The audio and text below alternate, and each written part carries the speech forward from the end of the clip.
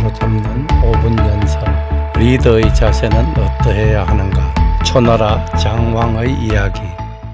고대 중국의 역사를 살펴보노라면 재미있는 역사적 사건들이 많이 있습니다.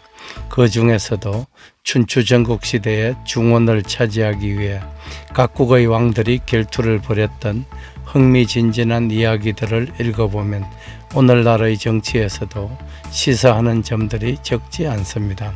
흔히 우리는 춘추 전국시대라고 뭉뚱그려서 이야기를 합니다만 그것은 춘추시대와 전국시대로 구분을 지을 수가 있습니다.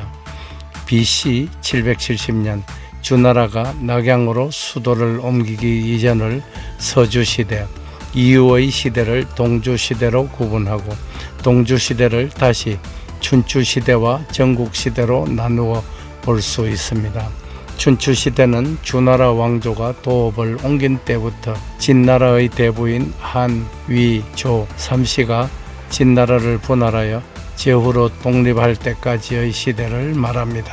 전국시대는 그 이후부터 진나라의 시황이 중국을 통일한 BC 221년까지를 말합니다.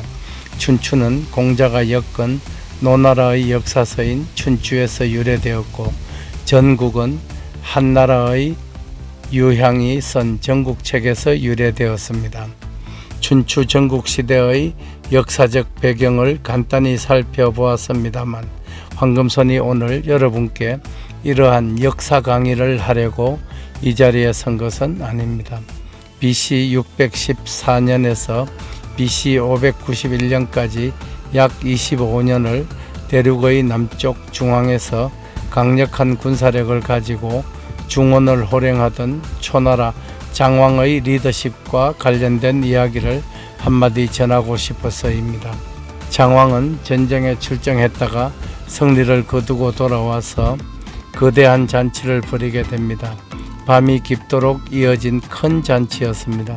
전쟁에서 공을 세운 정도에 따라 장수들을 포상하고 술잔을 돌리며 풍악으로 한참 흥을 돋우고 있던 중에 한 줄기 바람이 연회장의 촛불을 모두 꺼버리면서 연회장은 한순간 아수라장으로 변해버렸습니다. 이런 혼란을 틈타 왕의 총애를 받고 있던 왕의 애첩에게 어느 장수 한 사람이 무례한 짓을 저지르고 말았습니다. 애첩의 가슴을 더듬고 불손한 일을 저지른 것이었지요. 애첩은 순간 기지를 발휘하여 그 장수의 각근을 잡아당겨 끊어서는 왕에게 의기양양한 듯 말했습니다. 대왕님, 어둠 속에서 누군가가 소첩의 몸을 만졌나이다. 소첩이 이 거자의 각근을 끊어서 갖고 있으니 어서 불을 켜시어 각근이 떨어진 자를 색출하여 처벌하여 주시옵소서. 그 말을 들은 왕은 잠시 생각하다가 불을 켜지 말도록 하고 모든 장수들에게 각근을 떼도록 지시하였습니다. 곧 불이 켜졌고 장수들은 한결같이 각근이 떨어져 있어서 누가 왕의 애첩에게 불손한 짓을 하였는지 찾아낼 수가 없었습니다.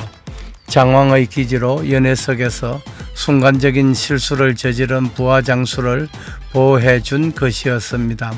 이렇게 연회는 불상사 없이 끝났습니다. 그런 일이 있은 몇 년 후 초나라는 진나라와 전쟁을 벌이다가 장왕이 적에게 포로가 될 뻔한 결정적인 위기를 맞은 순간이 있었습니다.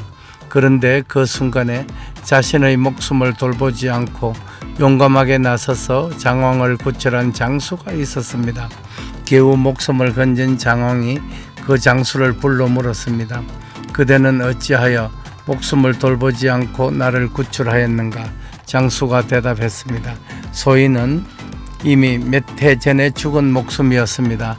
알고 보니 몇 년 전에 전쟁에서 이기고 돌아와서 잔치를 베풀었을 때 연회석상에서 자신의 애첩에게 불손한 짓을 저질렀던 그 장수였던 것이었습니다. 만약 그 당시에 장왕이 자신의 애첩에게 불손한 짓을 저지른 그 장수에게 망신을 주었거나 처벌을 하였더라면 오늘 이 다급한 상황에서 과연 그 장수가 목숨을 버릴 각오를 하면서 자신을 구출하였겠습니까? 리더는 부하들의 작은 잘못을 눈감아 줄 수 있는 아량이 있어야 합니다.